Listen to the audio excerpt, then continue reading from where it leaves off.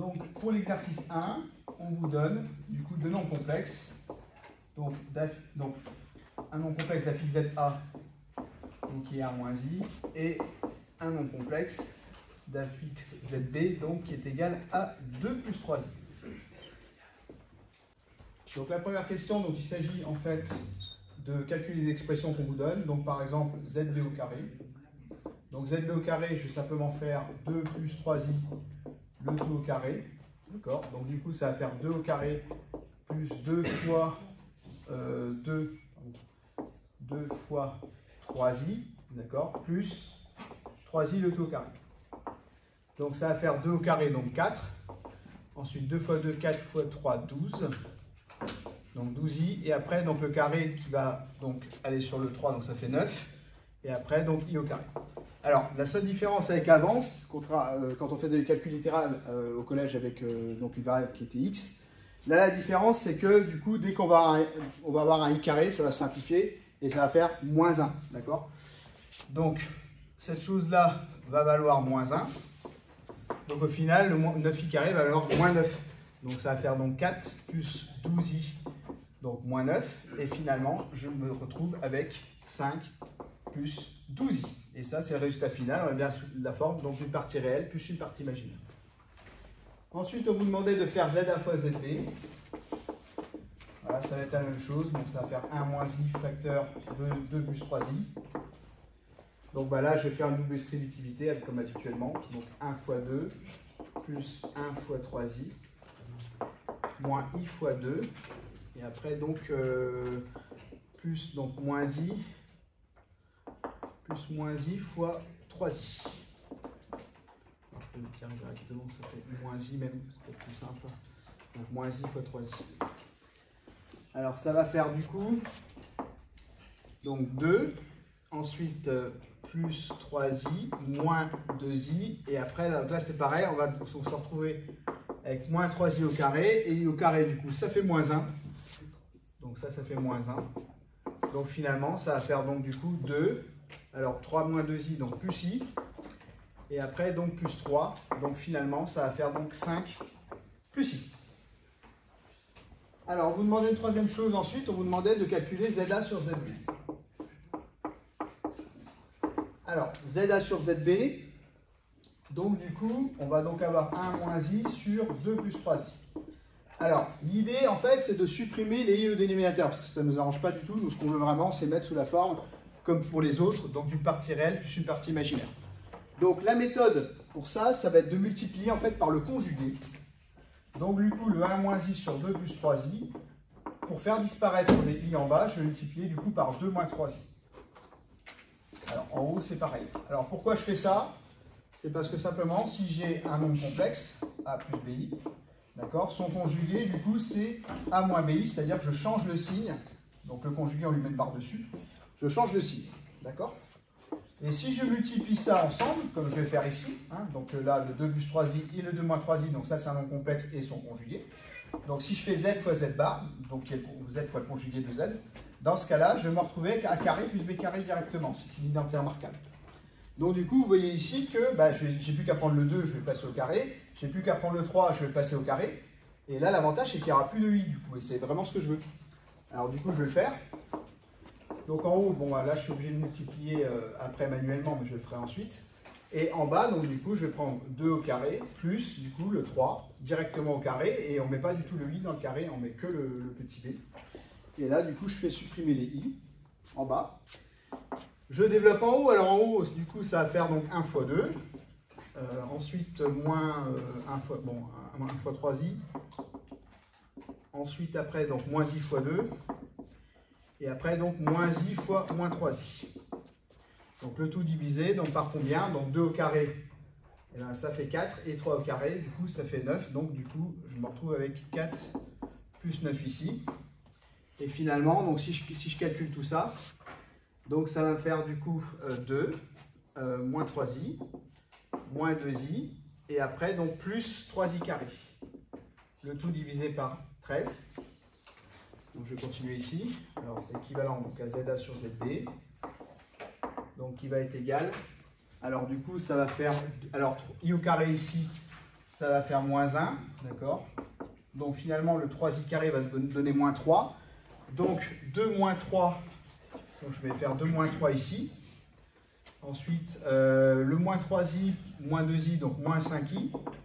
Le tout divisé par 13. Et finalement, donc, je vais séparer partie réelle et partie imaginaire. 2 moins 3, ça fait moins 1. Donc j'ai moins 1 treizième, moins, du coup, 5 treizièmes. Oui. D'accord? Vous avez trouvé ça?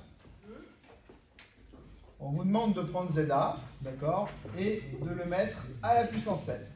D'accord? Donc du coup, si on ne fait pas trop attention, on pourrait du coup dire, bah, je peux prendre un moins i, et puis je vais le passer à la puissance 16. Sauf que ça, malheureusement, ça serait très compliqué parce qu'il faudrait faire tout un tas d'identitaires remarquables imbriqués les unes dans les autres. On en aurait pour très longtemps, c'est vraiment très fastidieux. Donc on va éviter de faire ça, d'accord? Et on va du coup utiliser une autre méthode qui est donc de passer donc 1 moins i à la forme exponentielle. Et puis vous savez que la forme exponentielle, l'avantage c'est que ça passe très bien avec les puissances. Et on va calculer très rapidement. Alors, on va pas faire comme ça, d'accord? On va déjà du coup prendre ZA, d'accord, qui est donné dans l'énoncé, et on va le mettre sous la forme trigonométrique puis exponentielle, d'accord? Donc vous savez que pour calculer une forme trigonométrique, il va falloir d'abord calculer le module. Donc je vais du coup calculer le module de ZA, d'accord? Donc le module de ZA, donc du coup, donc la partie réelle de ZA c'est 1, d'accord? La partie imaginaire de ZA, du coup, bah, c'est moins 1. Donc on y va, donc ça va faire racine donc, de 1 au carré plus moins 1 au carré. Donc du coup, ça va faire racine de 1 plus 1. Donc ça fait donc racine de 2. Donc mon module vaut racine de 2. Ensuite, je vais calculer du coup l'argument. Alors on va commencer du coup par exprimer le cosinus de l'argument, qui est donc la partie réelle de ZA divisée par le module de ZA. Donc la partie réelle de ZA, c'est 1. Et le module de ZA, c'est racine de 2. Alors, 1 sur racine de 2, on n'aime pas trop parce que c'est pas trop des... On n'aime pas les racines dominateurs, donc on va multiplier tout par racine de 2 en haut et en bas. Donc ça va faire 1 fois racine de 2 sur racine de 2 fois racine de 2. Donc ça va faire racine de 2 sur 2. D'accord? Je vais évaluer de la même manière le sinus de θ. Donc le sinus de θ, c'est la partie imaginaire divisée par le module. Donc ça va faire du coup moins 1 sur racine de 2 cette fois, parce que la partie imaginaire, elle vaut moins 1. Donc du coup, ça va faire moins 1 fois racine de 2, divisé par racine de 2 fois racine de 2. D'accord? Donc ça va faire moins racine de 2 sur 2. Ok? Alors, une fois qu'on a le cosinus de θ et qu'on a le sinus de θ, d'accord? Eh bien, on va pouvoir donc évaluer l'angle, parce que vous savez que du coup, un angle est déterminé par son cosinus et par son sinus en général. Donc, une fois que j'ai ça, je vais donc aller regarder dans mon cercle trigo. D'accord?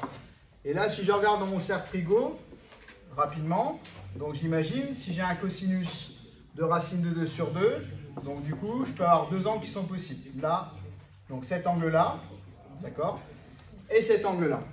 Maintenant, j'ai un sinus qui est négatif, donc qui est de moins racine de 2 sur 2. Donc du coup ici, donc c'est bien cet angle-là, d'accord, qui est du coup sélectionné. Donc, et cet angle-là, ce cercle trigonométrique, en général, il s'appelle 7π sur 4. Alors donc on a θ du coup qui est égal à 7π sur 4. Modulo de π dans le sens où, bien sûr, si on rajoute plus de π ou qu'on enlève de π, on se retrouve toujours au même endroit. D'accord? Alors, une fois qu'on a fait ça, on sait que, bon, si θ égale 7π sur 4, en réalité, on peut également le simplifier en disant que je pars de 0 et puis j'enlève du coup π sur 4, je retombe au même endroit. Donc c'est peut-être plus sympa dans l'expression parce qu'on sait qu'on va le passer à la puissance 16 au bout d'un moment. Donc si on garde un 7, on va devoir multiplier par 16, ça risque d'être un petit peu long. Donc du coup, on va plutôt préférer dire que θ égale à moins π sur 4. Donc toujours modulo de π. D'accord?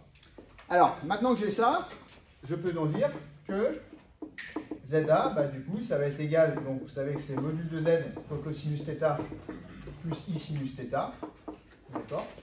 Donc ça va faire, donc, du coup, racine de 2, donc fois cosinus moins π sur 4, d'accord, plus I sinus moins π sur 4. Donc ça, c'est la forme trigonométrique, d'accord? Alors on ne va pas l'utiliser. Moi, ce que je veux, surtout, c'est la forme expo. Donc du coup, je peux dire également que ZA, c'est module de Z, module ZA d'ailleurs, fois, du coup, exponentielle iθ. D'accord? Donc, ça veut dire que du coup, je vais avoir racine de 2 exponentielle i de moins pi sur 4. Alors, si le moins, je le mets dehors, j'ai le droit. Donc, ça fait racine de 2 exponentielle, donc moins i pi sur 4. D'accord? Donc, ça, c'est la formule, du coup, exponentielle. Alors, maintenant, je vais pouvoir aisément, donc, passer à la puissance 16.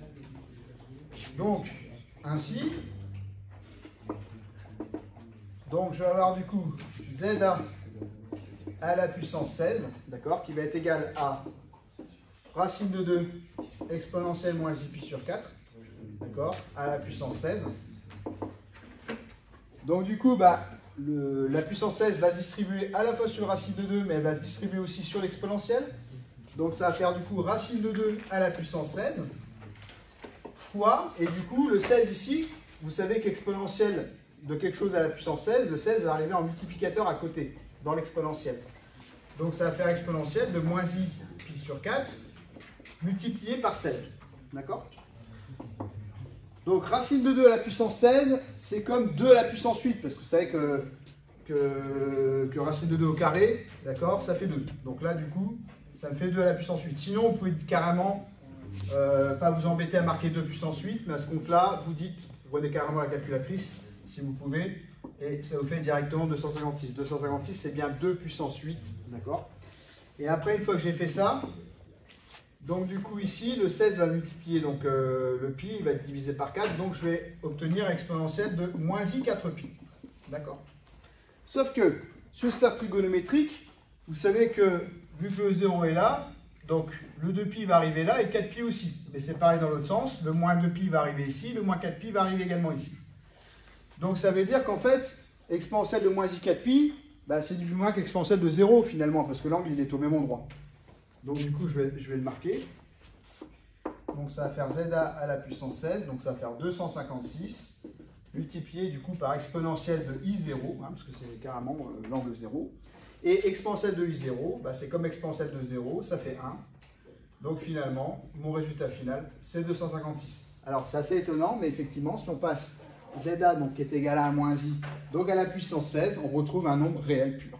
D'accord? Il n'y a plus de partie imaginaire. Voilà.